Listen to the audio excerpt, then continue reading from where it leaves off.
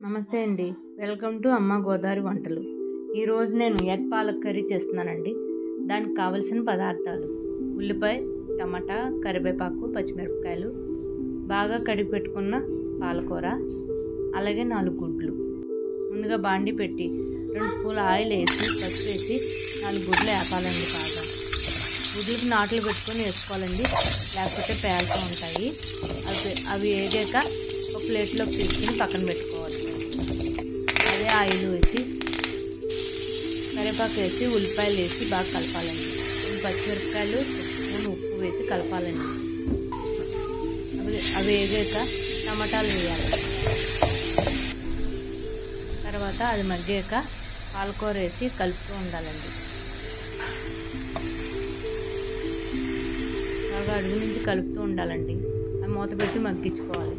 తర్వాత కొంచెం మగ్గాక ఒక 1/2 స్పూన్ అల్లం పేస్ట్ వేయాలి.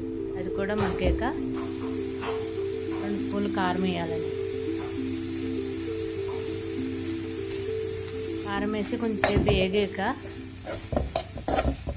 ముందుగా వేపుకున్న గుడ్లు వేసి కలపాలండి. తర్వాత ఒక గ్లాస్ వాటర్ వేసి కలుపుతూ ఉండాలండి.